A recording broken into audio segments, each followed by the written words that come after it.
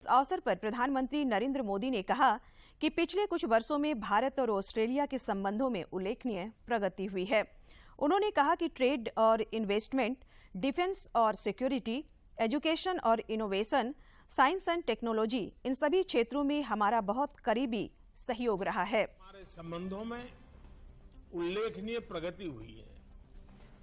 Trade और investment, defence और security, education और इनोवेशन, साइंस एंड टेक्नोलॉजी, इन सभी क्षेत्रों में हमारा बहुत करीबी सहयोग है।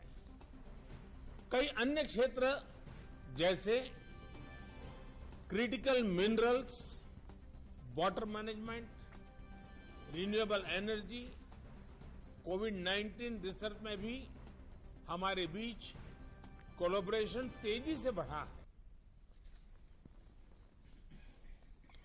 प्रधानमंत्री नरेंद्र मोदी आज दिल्ली में उन 29 पुरावशेषों का निरीक्षण किया जिन्हें ऑस्ट्रेलिया से वापस लाया गया है। इन अवशेषों में भगवान शिव, विष्णु और देवी शक्ति की प्रतिमाएं तथा जैन परंपरा के चित्र एवं सजावटी वस्तुएं हैं। इन 29 पुरावशेषों को विषयों के अनुसार 6 श्रेणियों में बांटा गया है। दर्शकों को बताइए कितना महत्वपूर्ण है ये? देखिए, एक बड़ी भेंट, बड़ा उपहार, और जैसे मेघना कह रही थी, निश्चित तौर पर एक सांस्कृतिक संबंधों को मजबूत बनाने की कोशिश। भारत ऑस्ट्रेलिया शिखर सम्मेलन के ठीक पहले 29 जो प्राचीन धरोहर भारत की हैं, जिसमें 9वीं 10वीं सदी की इतनी पुरानी धरोहरें हैं, उनको भारत लौटाया गया है। 29 आर्टिफैक्ट्स हैं, स्कल्पचर्स हैं, पेंटिंग्स हैं, जिसमें अब सब तरह के, आप चाहे भगवान शिव की बात हो, उनके अनुयायियों की बात हो, भगवान विष्णु से, उनके विभिन्न अवतारों से जुड़े हुए धरोहर हो, जैन परंपरा को आगे बढ़ाने वाले धरोहर हो, और निश्चित तौर पर बहुत अहम है। देखिए, अलग अलग वक्त में चंद्रशेखर इन धरोहरों को भारत से ले जाया गया था। हम जानते हैं कि चोरी छुपे, खासतौर से स्मगल करके इनको दूसरे विभिन्न देशों में लेकर जाया गया था। लेकिन बीते 6-7 वर्षों में प्रधानमंत्री मोदी की जो विदेश नीति की चमक और धमक है, जो एक भारत का जो प्रभुत्व स्थापित हो रहा है, उसकी वजह से ये जो भारत की प्राचीन धरोहर है, पुरावशेष है, वो वापिस आ रहे हैं। और एक आज बड़ा गिफ्ट ऑस्ट्रेलियन सरकार की तरफ से दिया गया। जाहिर तौर पर ये कहीं किसी ऑस्ट्रेलिया की जो निजी लोग हैं उनके पास रहे होंगे, किसी म्यूजियम में रहे होंगे, लेकिन उनको इकट्ठा करके और इस शिखर सम्मेलन से ठीक पहले ये लेकर आया गया। होली के अवकाश के बाद संसद के बजट सत्र की कार्यवाही आज से फिर शुरू हुई। लोकसभा में प्रश्नकाल के दौरान केंद्रीय शिक्षा मंत्री धर्मेंद्र प्रधान ने बताया कि विशेष रूप से सक्षम बच्चों को भी भविष्य में ऑनलाइन क्लासेस का फायदा मिले, इसके लिए एक्सपर्ट की राय लेकर एक व्यवस्था बनाई जा रही है। There is a new national education policy. Lot of emphasis, lot of priority has given on this issue. Addition to that, during this COVID period, हमने तो डिजिटल एजुकेशन, दिशा टीवी वगैरह लगाए, लेकिन how to educate the disable students, that's a new challenge. We all are concerned, experts are working on that. I would like to seek advice of this house, how to create more trainers, more schools, who all are dysfunctional, let us know them. Collectively, we have to face this challenge, we have to educate all these segments. इधर त्योहार और साप्ताहिक अवकाश के बाद आज से फिर झारखंड विधानसभा के बजट सत्र की कार्यवाही शुरू हुई। मुख्यमंत्री प्रश्नकाल के दौरान पक्ष विपक्ष के कई सदस्यों ने नीतिगत प्रश्न पूछे। मुख्यमंत्री हेमंत सोरेन ने सभी सदस्यों को अपने जवाब से अवगत कराया और कहा कि राज्य हित में फैसला लिया जाएगा। मुख्यमंत्री हेमंत सोरेन ने कहा है कि अलग राज्य बनाने के बाद कभी भी आरक्षित कोटे के बैकलॉग पदों को भरने के लिए नीतिगत निर्णय नहीं लिया गया। सरकार के सामने यह एक जटिल समस्या है, लेकिन वर्तमान सरकार राज्य भर के सभी आरक्षित कोटे के बैकलॉग पदों का वर्ष 2022-23 में अध्ययन कराएगी और इसके बाद नियुक्ति प्रक्रिया पूरी की जाएगी।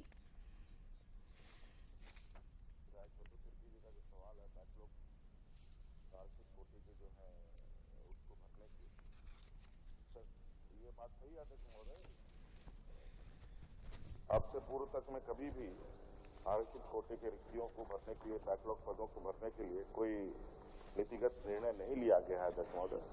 मैं माननीय विधायक को आश्वस्त करना चाहूंगा कि अभी आप देख ही रहे हैं, हम लोग लगातार रिक्त पदों को भरने का प्रयास कर रहे हैं और बैकलॉग का भी एक बहुत जटिल समस्या सरकार के सामने खड़ी रहती है अध्यक्ष महोदय। और इसको अध्यक्ष महोदय, इन पदों को, बैकलॉग पदों को भरने का सरकार दृढ़ संकल्प है अध्यक्ष महोदय। 2022-23 में सभी विभागों के बैकलॉग रिक्तियों का आकलन किया जाएगा और अध्यक्ष महोदय नियमानुसार नियुक्ति की प्रक्रिया प्रारंभ की जाएगी।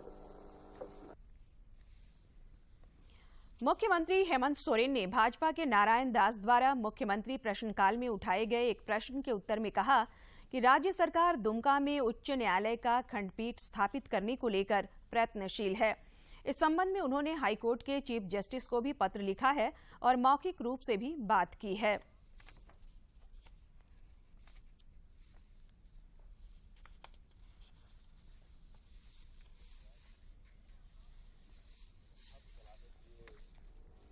न्यायपालिका का तो इसमें इन्वॉल्व होना जरूरी है और हमारा प्रयास है। हम मौखिक रूप से भी हमने कहा है, पत्रचार भी किया है। अब इस संदर्भ में मेरा पूरा प्रयास सरकार का है अध्यक्ष महोदय कि वहाँ महोदय माननीय मुख्यमंत्री रामेश्वर उरांव ने आज सदन में कहा कि राज्य में अभी राष्ट्रीय पेंशन योजना लागू है। 1 जनवरी 2004 के प्रभाव से केंद्र सरकार की सेवा में आने वाले सभी नए कर्मियों के लिए अंशदायी पेंशन योजना लागू की गई है। इसी के आलोक में राज्य सरकार ने भी 1 दिसंबर 2004 को या उसके पश्चात नियुक्त राज्य के सरकारी सेवकों पर नई अंशदायी पेंशन योजना अनिवार्य रूप से लागू की गई है। श्री उरांव ने कहा कि सरकार पुरानी पेंशन योजना पर सभी पहलुओं पर विचार कर सम्यक निर्णय लेगी। भारत सरकार की देन है, एनडीए की सरकार थी केंद्र में, 2003 में नियम बनाया गया, 2004 से लागू किया गया, 1/1/2004 से भारत सरकार में। उसके बाद सभी राज्यों ने लगभग 1-2 राज्य छोड़ करके सबों ने इसका फॉलो किया। 1/1/4 में केंद्र में लगा, शुरू हुआ इसकी 11 महीने बाद झारखंड में तत्कालीन सरकार ने इसको लागू किया 1/12/2004 से। और जो उदाहरण दिए गए हैं ये बताए गए उस समय राजस्थान में, छत्तीसगढ़ में, कर्नाटक में, सभी जगह। आज की बात नहीं कर रहे हैं, आज की बात हम नहीं कर रहे हैं, आज की बात नहीं कर, हम तो कह रहे हैं कि इसको भारत सरकार ने जो लगाया तो उस समय सबों राज्यों ने लगाया, संभवतः वेस्ट बंगाल सरकार को छोड़ करके बाकी सबों ने लगाया। इसलिए इसमें चर्चा जो की है ये कंफ्यूजन नहीं होना चाहिए हमको कि अभी हम नहीं करना चाहते हैं। एक चीज ये, दूसरा ये चीज है, दूसरा कि इस सदन में माननीय मुख्यमंत्री जी ने वक्तव्य दिया इस पर। उन्होंने कहा कि सभी पहलुओं को विचार करके हम समुचित सम्यक निर्णय लेंगे राज्य सरकार का। इन्होंने भोजनावकाश के बाद श्रम विभाग की अनुदान मांग पर सरकार की ओर से जवाब देते हुए प्रभारी मंत्री सत्यानंद भोक्ता ने कहा कि राज्य या देश से बाहर काम करने वाले प्रवासी मजदूरों की मौत यदि किसी दुर्घटना में हो जाती है और परिजन असमर्थ हैं तो राज्य सरकार अपने खर्च पर पार्थिव शरीर को वापस लाने का काम करेगी। राज्य के बाहर, देश के बाहर जो श्रमिक काम करने जाते हैं, अब फिर ये घटना घट जाती है, घर में गरीबी है, लाचारी है, उनको लाने वाला कोई सुनने वाला नहीं है, तो उनका डेट बुलाने में दिक्कत होता है। मैं सभी सदस्यों को आश्वस्त करता हूँ, माननीय सदस्य सुन लिया जाए, माननीय सदस्य जवाब दे रहे हैं। माननीय सदस्य रोज बहिर्गमन करने का आदत ठीक नहीं है, 1 दिन तो बैठिए, डेली बहिर्गमन ठीक नहीं है। माननीय मंत्री जी बोलिए, मंत्री जी बड़े सुनिए तो माननीय मंत्री जी अपना बात रखिए। और देश के बाहर इसी तरह का फिर ये घटना घटती है उनको माननीय सदस्य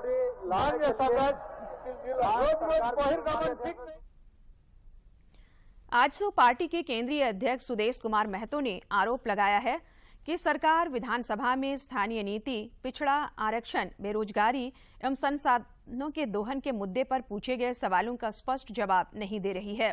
श्री महतो ने कहा कि उनकी पार्टी इन सभी मुद्दों को लेकर आगामी 14 अप्रैल को पूरे राज्य में जेल भरो आंदोलन करेगी। देश भर में कोरोना के दैनिक और सक्रिय मामलों में लगातार कमी हो रही है।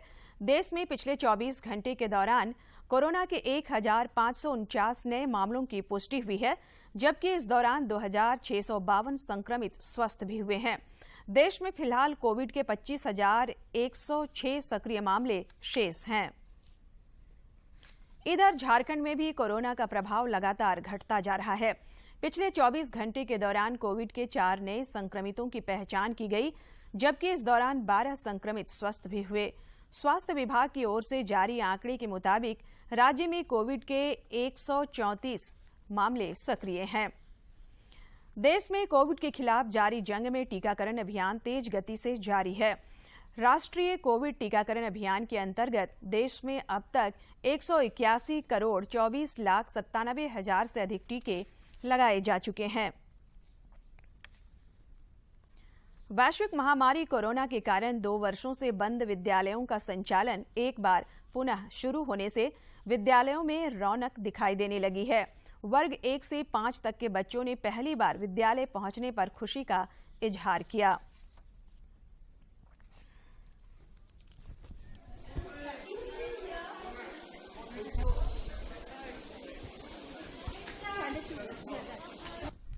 नहीं, हर बच्चे के चेहरे पे है, हर टीचर के चेहरे पे है और खुशी का दिन इसलिए कि 2 साल के बाद बच्चे लोग वापस आ रहे हैं और उनके चेहरे में एक नया नूर है और बच्चों को 2 साल से कोई पढ़ाई नहीं हुई है और गॉड विलिंग इंशाल्लाह सब कुछ ठीक हो जाएगा।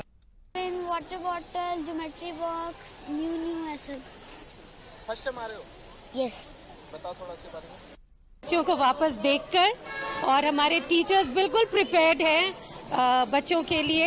ये 2 साल हमारे बच्चे घर में रहे हैं और उनको अभी हम लोग की बहुत ज़्यादा आवश्यकता है। हमारे टीचर्स को हम लोग ने काफ़ी ट्रेन किया है कि वो ये सब दिक्कतों से उभर कर बच्चों के लिए काफ़ी कुछ कर सके। समाचारों का सिलसिला जारी रहेगा, लेकिन इस विराम के बाद।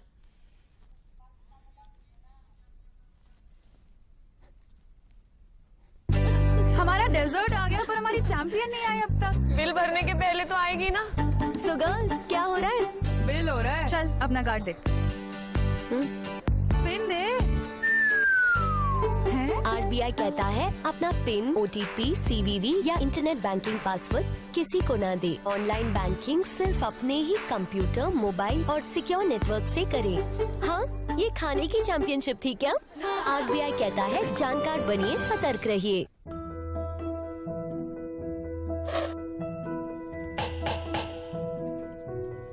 अगर मैं नियमित रूप से अभ्यास करना छोड़ दूं, तो दीपिका कुमारी आर्चरी चैंपियन नहीं बन सकती। इसी तरह टीबी की दवा नियमित रूप से नहीं लेने से इलाज कठिन हो सकता है। 2 हफ्ते से ज्यादा खांसी, रात में पसीना और हल्का बुखार या वजन कम हो रहा हो तो बलगम की सरकारी अस्पताल में मुफ्त जांच जरूर कराएं। राष्ट्रीय स्वास्थ्य मिशन झारखंड सरकार द्वारा जनहित में जारी। विराम के बाद समाचारों में आपका फिर स्वागत है। मुख्यमंत्री हेमंत सोरेन ने आज झारखंड विधानसभा स्थित मुख्यमंत्री कक्ष में पोड़ैया हाट अंचल के कस्तूरो गांव निवासी गौतम कुमार यादव के बेहतर इलाज के लिए उन्हें 2 लाख रुपए का डिमांड ड्राफ्ट प्रदान किया। गौरतलब है कि गौतम कुमार यादव एक गरीब छात्र है और ब्रेन ट्यूमर के मरीज हैं। इस संबंध में राज्य सरकार द्वारा सकारात्मक पहल किया गया तथा मुख्यमंत्री राहत कोष ने उनके बेहतर इलाज के लिए 2 लाख रुपए की सहायता राशि दी गई। राजभवन स्थित रांची उद्यान आज से आम नागरिकों के भ्रमण और परिदर्शन के लिए खोल दिया गया है। लोग 27 मार्च तक सुबह 10 बजे से अपराह्न 4 बजे तक यहां स्थित उद्यान का आनंद ले सकते हैं। आज पहले दिन लोगों ने खूब उत्साह दिखा।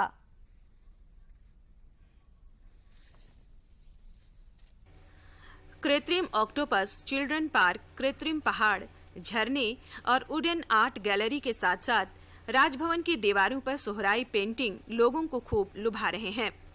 यहाँ स्थित उद्यान में तरह तरह के गुलाब, संतरा, मौसमी और एप्पल, बेर समेत अन्य पौधे भी लोगों के आकर्षण का केंद्र बन रहे हैं।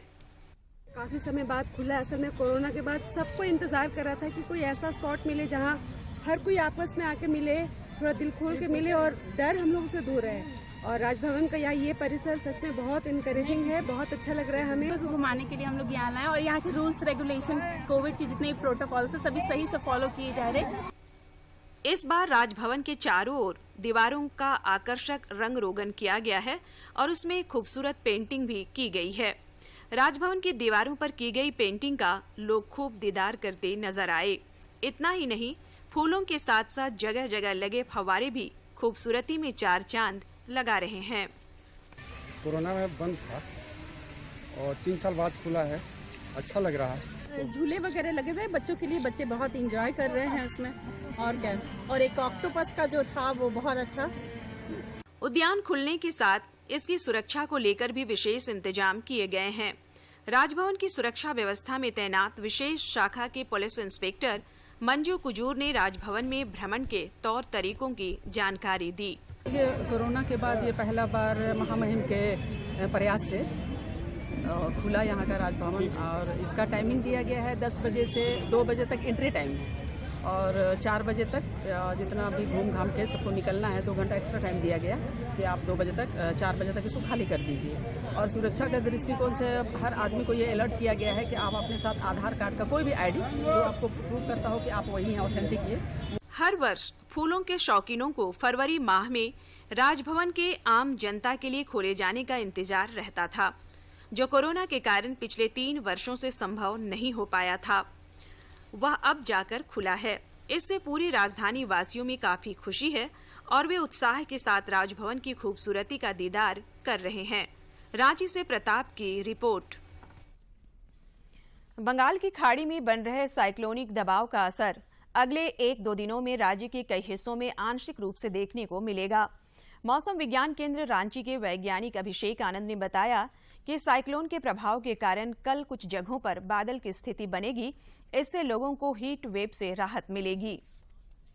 और उससे सटे हुए उत्तर पूर्व बंगाल की खाड़ी में और आज शाम, देर शाम और रात तक में उसके साइक्लोन बनने की संभावना है। और 23 तारीख के सुबह में म्यांमार में 18 डिग्री से 19 डिग्री तक लैटिट्यूड के बीच में ठंडवे के आसपास में इसके टकराने की संभावना जताई जा रही है। और इसका जो झारखंड पे है नाम मात्र का असर है और जो थोड़ा बहुत असर जो देखने को मिल रहा है वो आंशिक बादल के रूप में देखने को मिल रहा है। जो विंड कन्वर्जेंस हो रहा है वेस्टर्ली ईस्टर्ली, उसकी वजह से जो थोड़े आपको मीडियम टू हाई क्लाउड्स बनते हुए दिख रहे हैं। तो थोड़ा बहुत यही असर झारखंड में देखने को मिल रहा है। और इसकी वजह से कल से जो उत्तर पश्चिम झारखंड में जो हीट वेव की स्थिति बन रही थी उसमें भी कमी आएगी और जो मैक्सिमम टेम्परेचर है उसमें 1-8 डिग्री की कमी देखने को मिलेगी। पिछले कुछ दिनों से लगातार पड़ रही गर्मी से जनजीवन प्रभावित हुआ है। राज्य के कई जिलों में अधिकतम तापमान 40 डिग्री सेल्सियस के पार कर गया है। रविवार को गोड्डा के कृषि विज्ञान केंद्र में अधिकतम तापमान 40.9 डिग्री सेल्सियस रिकॉर्ड किया गया, जबकि कहीं कहीं आंशिक बादल भी देखने को मिले हैं। डाल्टनगंज में 2.4 मिलीमीटर बारिश हुई है। आगामी दिनों में भी मौसम के मिजाज में परिवर्तन के कोई आसार नहीं हैं। पूरे राज्य में जो मौसम है वो लंदन के बर्मिंघम में आगामी 28 जुलाई से आयोजित होने वाले कॉमनवेल्थ गेम्स में भाग लेने के लिए झारखंड पुलिस की ओर से आदेश निर्गत कर दिए गए हैं। मुख्यमंत्री हेमंत सोरेन ने कहा है कि खिलाड़ी हमारे राज्य के गौरव हैं और इन्हें पूरी सुविधा सुनिश्चित कराना सरकार की जवाबदेही है। उन्होंने विश्वास व्यक्त किया कि कॉमनवेल्थ गेम्स में खिलाड़ियों का प्रदर्शन बेहतर होगा। इन सभी खिलाड़ियों का खेल कोटे से पुलिस में नियुक्ति हुई है। और अब कुछ खबर राज्य के विभिन्न जिलों से।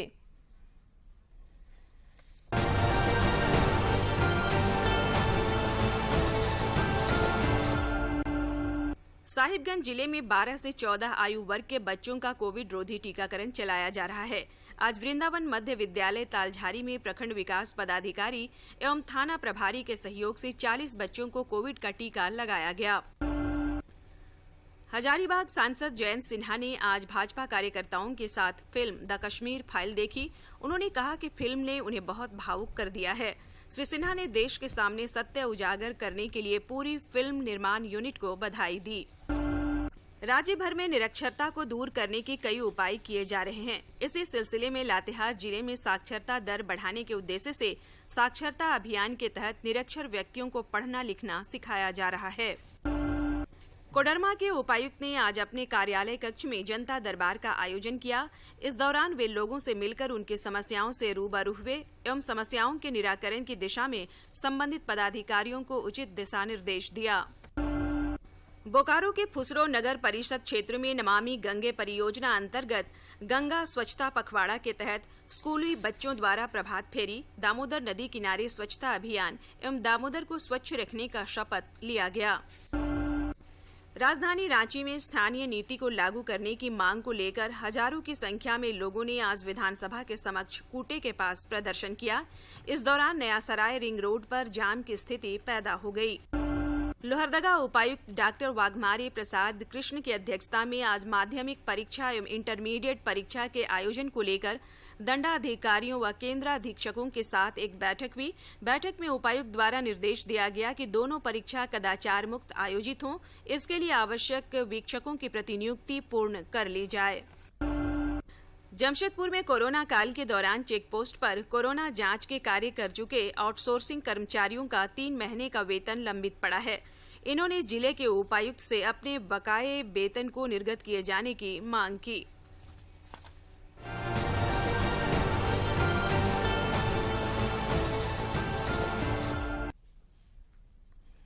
IIT ISM धनबाद में खनन के क्षेत्र में कई अनुसंधान कार्य हो रहे हैं। साथ ही यहां स्टार्टअप्स और नवाचार को भी बढ़ावा दिया जा रहा है।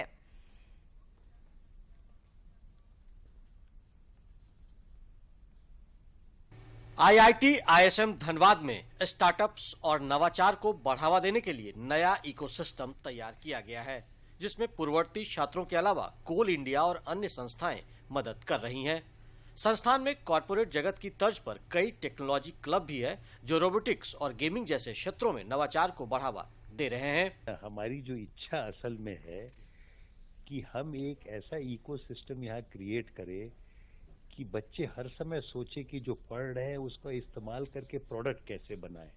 और इसमें भी हमने 2 इम्पोर्टेंट पहल की है। जैसे अभी हमने शुरू किया है कि हर डिपार्टमेंट को कहा है कि हमको 2 प्रोडक्ट के आइडियाज दो जो आप 6 महीने में प्रूफ ऑफ कॉन्सेप्ट बना दो, कभी तुरंत उसका खत्म हुआ है।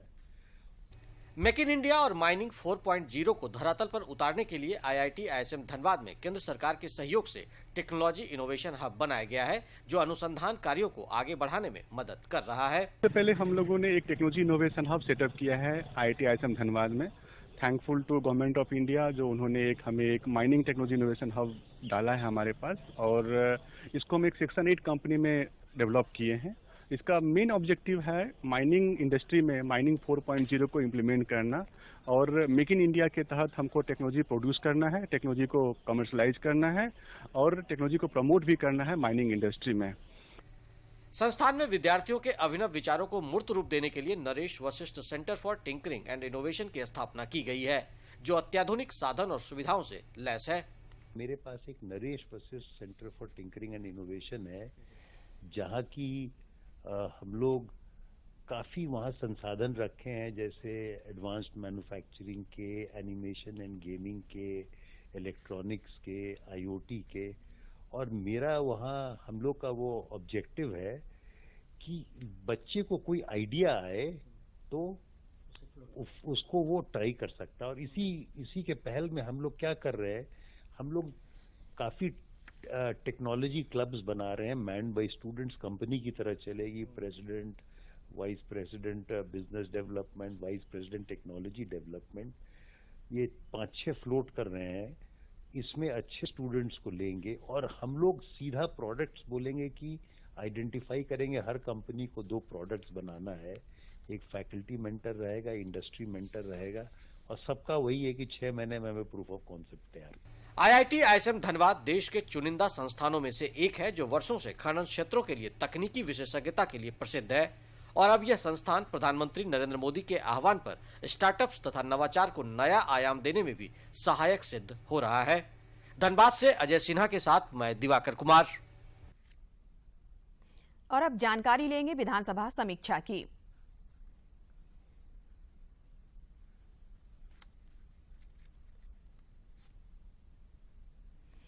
बजट सत्र के 13वें दिन द्वितीय पाली में श्रम नियोजन, प्रशिक्षण एवं कौशल विकास विभाग के अलावा उद्योग विभाग तथा खान व भूतत्व विभाग की अनुदान मांग ध्वनिमत से पारित कर दिया गया।